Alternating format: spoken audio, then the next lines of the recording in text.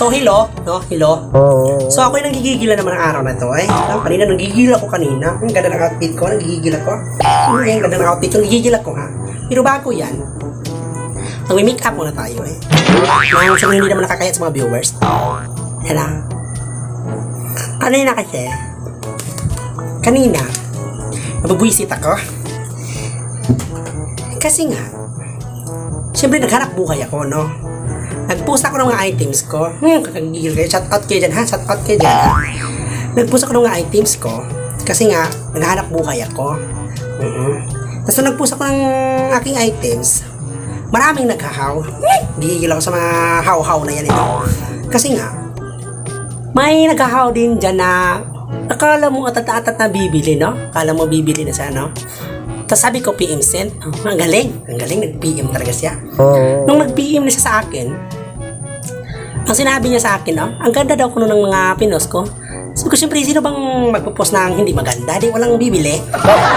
Pipilisin talaga kita. Ang haba pa ng usapan namin, no? Tapos pagkatapos nun, sabi niya, send ko daw sa kanya yung iba't ibang kulay. Baka daw mayroon pa siyang magustuhan. Siyempre, ako naghahanap din ng hanap buhay, no? Kasi may papakain ako sa mga anak ko. Sinend ko din sa kanya agad-agad. Chika, ha? Sinend ko din sa kanya, oy. Kaya nun, wait lang, mag-make up ako.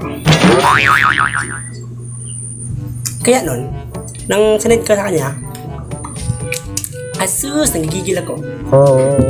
Sinabi pa niya sa akin, no, na sinabi pa niya sa akin, no, na mayroon bang ibang kulay? Send mo na sa akin. Ang galing. Ang galing. Siyempre, ako naghahanap buhay din ako. Sinin ko sa kanya yung mga iba't ibang kulay. Kinuha ko pa yun sa Shopee. Kinuha ko pa yun sa Shopee. Nagigigil ako sa'yo, no? Kinuha ko pa yun sa Shopee para ma-post ko lang nang sa ganun magkakapira ako. So, pagkatapos, hiningi pa niya yung mga sizes. Sabi niya, ang ganda daw ng mga kulay, kaya hingin niya yung sizes. Baka daw extra large yung, ma-deliver. Kaya, tinanaw ko talaga yung yung mga sizes. Sinunod ko sa kanya yung sizes ko. Nagigigil ako sa kanya, ha? Tapos nung sinunod ko rin yung sizes, ang galing. Sabi niya, kasiyang-kasya daw sa kanya. Nagigigil ako sa'yo, ha? Kasiyang-kasya daw sa kanya. Sabi ko, ang galing. Sabi ko sa sarili ko, bibili ito. Kasi nga, ang dami niyang sinabi sa akin na mga kulay tsaka sizes. At pagkatapos nun, ngayon, lagyan lang yan ng mga pink-pink dyan eh. Nang gumanda naman tayo konti, no? Ayan yung mga tutorial, no, na beauty contest. So, pagkatapos nun, pahid lang nilagmay, no? Ayan, no? Ayan, diba? Ayan lang yan. Ay!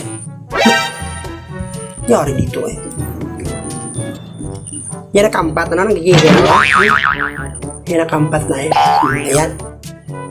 Ang ganda ng outfit ko, tanggigil ako. Tapos pagkatapos nun, akala mo bibili kasi ang dami pa niyang kinuha na mga picture sa mga order niya. Tapos pagkatapos, sabi niya pa sa akin, no? Sabi niya, send ko na sa kanya. Nung na-send ko na lahat, sabi niya sa akin, ang ganda ng mga, ang ganda ng mga items mo.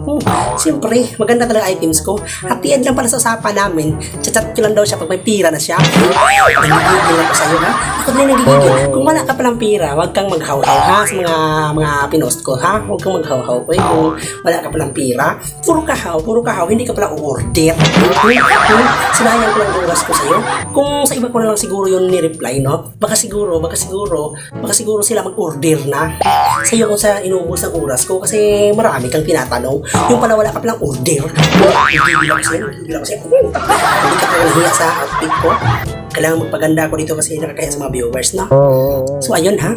Shout out sa'yo, ha? Shout out sa'yo diyan. Kung sa order, wala ka naman, puro kahaw, wala ka naman order. Nagigil-tipsing yung, no?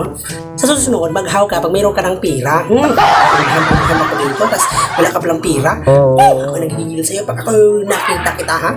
Sunugin ko bahay yun. Kaya,